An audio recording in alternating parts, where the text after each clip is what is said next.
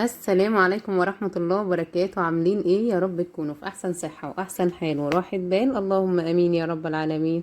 قلب الفيديو بتاعنا النهاردة بصوا كله طاقة وحيوية ونشاط، وان شاء الله ان شاء الله اكيد كده هتاخدي منه جرعة نشاط محترمة تقومي تخلصي كل اللي وراكي. بس قبل اي حاجة كده نصلي على النبي ونبدأ يومنا كده بالاستعانة بالله، ونقول اللهم صل وسلم وبارك على سيدنا ونبينا محمد عليه افضل الصلاة والسلام.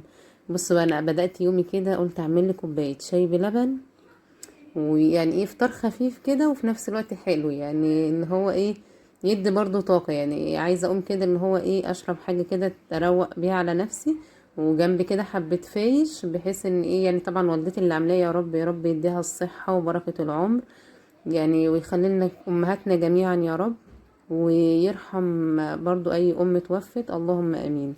فبص بقى، انا بعد ما خدت كده جرعة النشاط بصوا المنظر يعني عايزة اقول لكم، انا كان تصوير اليوم ده كان يبقى حاجة تانية خالص، بس انا بص حرفيا نفسيتي كانت يعني وحشة جدا من ناحية الارض، اللي هو مش عايزة اجي جنبه، مش بص مخنوقة.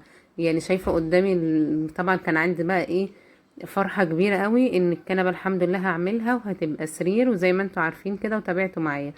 بس قدر الله ما شاء فعل، طبعا هي زي ما انتوا شفتوا معايا قبل كده اتكسرت، يعني في لحظتها سبحان الله اليوم اللي جت فيه، يعني ما لحقتش اتكسرت على طول.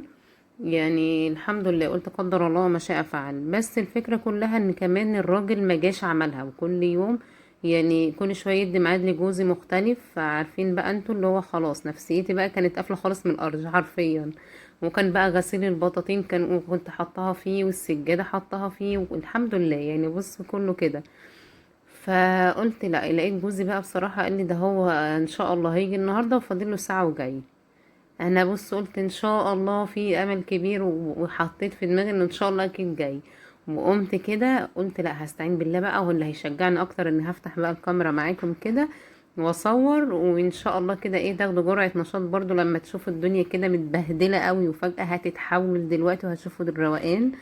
يعني عايزاكي كده تعملي كده والله. عارفه انت لو في اي حاجه كده حاسه ان انت نفسك قافله منها، وحاسه ان انت مخنوقه وان هي مكركبه قوي، لا والله استعيني بالله. انا عملت كده يعني عن تجربه، والله بجد انتوا هتشوفوا بعينيكم.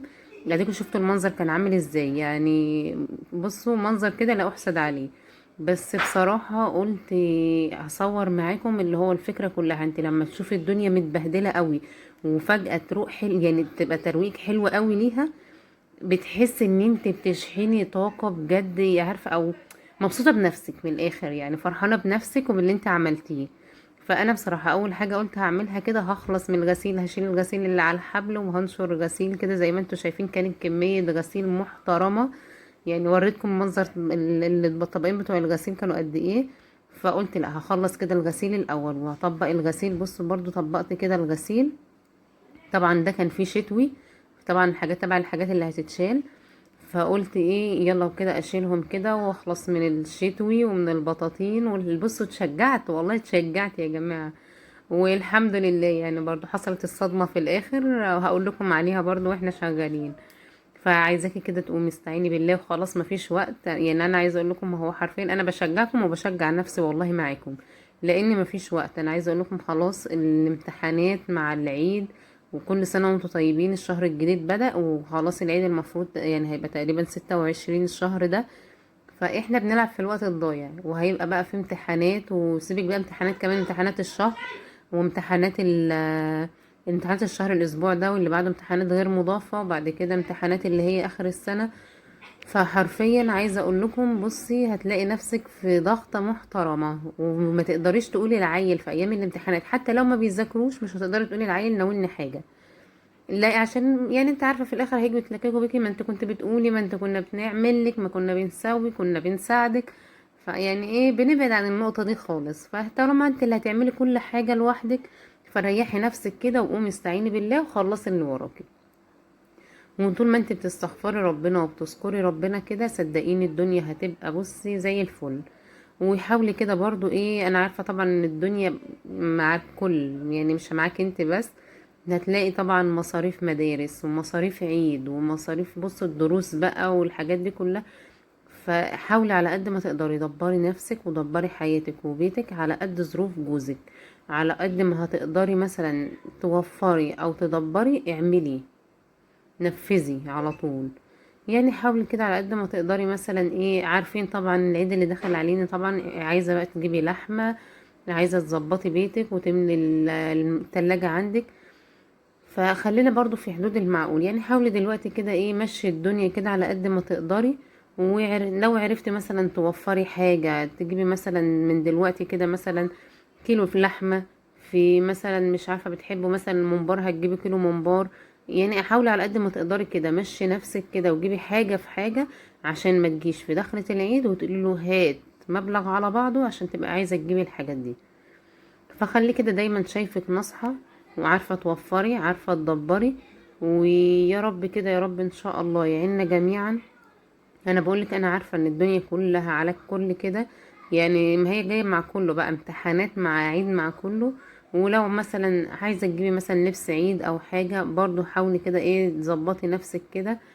يعني ان شاء الله الدنيا تمشي كده مع الكل، بس هي الفكرة كلها تفكير صح مع تدبير وتوفير. وان شاء الله ان شاء الله الدنيا هتمشي معانا جميعا زي الفل ان شاء الله، طول ما احنا بنستعين بالله. وربنا بص، طول ما احنا عشمنا كبير فيه، ما بيخيبش ظن عبده ابدا. فالحمد لله، يعني ربنا بس نسأل ربنا كده ان شاء الله البركة في الرزق، ودي اهم حاجة. يعني عايزة اقولك البركة في جنيه احسن من ان مفيش بركة في مليون جنيه. يعني طول ما ربنا مبارك في الفلوس القليلة، بتحس ان انت بتعملي بيها كمية حاجات. يعني عن تجربة تحس ان انت حاجات كتيرة قوي. وساعات يبقى معاكي مبلغ كبير وتلاقيه طار في الهوا، ما تعرفيش انت جبت بيه ايه. ده انا كنت عايزة اجيب بيه حاجات كتير، وتلاقي نفسك ما جبتش بيه حاجتين على بعض. فهي الفكرة كلها نستعين بربنا كده، وان شاء الله ربنا يا رب كده يدبر يعني ايه، يوسع رزقنا جميعا ويبارك لنا فيه. اللهم امين يا رب كده، ونحسن التدبير في بيوتنا جميعا يا رب. فانا بقولك الظروف ان شاء الله يعني ايه تتحسن معك كله وتتظبط معك كل كده، بس انت احسني بس تفكيرك وتدبيرك، وان شاء الله الدنيا هتظبط معاكي. بصوا بقى، انا بعد ما خلصت الغسيل كده دخلت على اللي هما اللحافة كده والبطاطين، وقلت ايه طبعا هجبت لهم الكيس الكبير دون. انا كان عندي اللي هي الشنط اللي هي الكابوتونيه دي اللي هي بسوستة، بس لقيتها برضو بتتقطع، يعني مع الوقت بتتقطع. فقلت ايه، قلت لابني لا انزل هات لي شنطتين بسرعه طالما انا نويت مش هكسل تاني. ورحت ايه عملت بيهم، دي اتقطعت من فوق كده زي ما انتوا شايفين، مع انها كانت جامده. يعني زي ما انتوا شفتوا كنت بشيلها وارفعها وانزلها على الارض عادي. اتقطعت معايا كده، قلت مش مشكله، حطيت عليها شنطه نظيفه من فوق، ورحت ربطاهم كده وزي الفل. ودخلت بقى هنا برضو، دي كنت بقى اللي هي سجادة اوضة الاطفال بقى كنت غسلاها. انا عايزه اقول لكم السجادة دي حلوة جدا ونوعها جميل جدا وجامدة. بس اللي قطعها القطعة اللي انتوا كنتوا يعني، وانتوا لو شفتوها كده وانا بلفها، دي كانت المشاية، يعني رجل المشاية معرفش كانت عاملة معلمة فيها جامد وفجأة اتقطعت كده. فقلت الحمد لله، يعني مع انها بصوا زي ما انتوا شايفين نوعها حلو جدا وبتستحمل. فقدر الله ما شاء فعل، الحمد لله. يعني ده عايزه اقول لكم من ساعه من جهازي وكده، بس خامتها حلوه قوي. زمان فعلا كان حاجه زمان تحسوا ان هي كانت انواعها كانت بتبقى حلوه كده وجامده وتعيش والحاجات دي. دلوقتي الحمد لله احنا بنجيب المشاية ما بتستحملش معانا حاجه، مش هقول سجاده كبيره، بس الحمد لله هي برضو ايه الانواع النظيفه برضو نظيفه. دي بصراحة كنت جايباهم كده من النساجون الشرقيون، كانت برضو زمان كانت بص لغاية دلوقتي هي بصراحة يعني حلوة قوي، انواع حلوة نوعها حلو. بس بقى زمان عارفين بقى كانت حاجة كده مشهورة قوي بقى، وكانت حاجة حلوة قوي يعني كانت جامدة. فهنا بقى بصوا خلصت بقى ودخلت برضو ايه بعد كده بقى على بقية الهدوم اللي كانت ايه تحت الانقاض دي، وجبتها برضو وقلت هلم الدنيا مش هخلي. والله حرفيا عايزة اقول لكم الارج روقان فظيع فظيع بجد.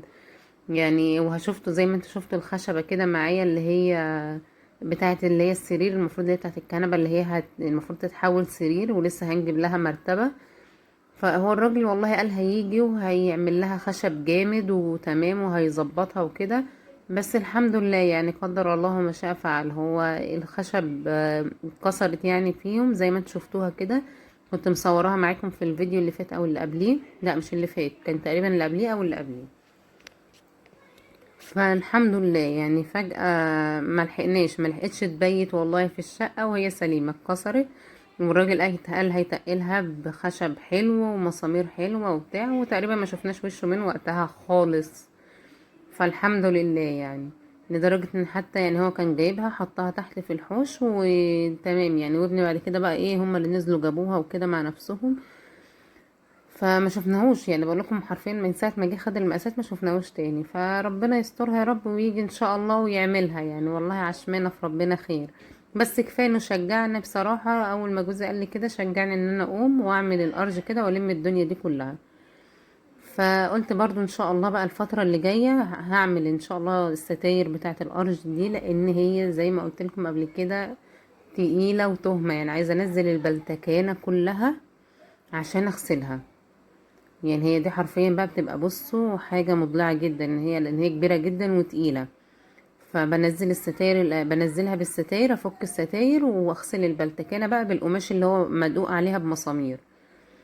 فقلت ان شاء الله برضو ايه هبقى اعملها كده مع السجادة بتاعة الصلاة، وانا بدعك كده سجادة الصلاة هاخدها معايا بالمرة، لان سجادة الصلاة دي الوحيدة الكبيرة اللي قاعدة عندي.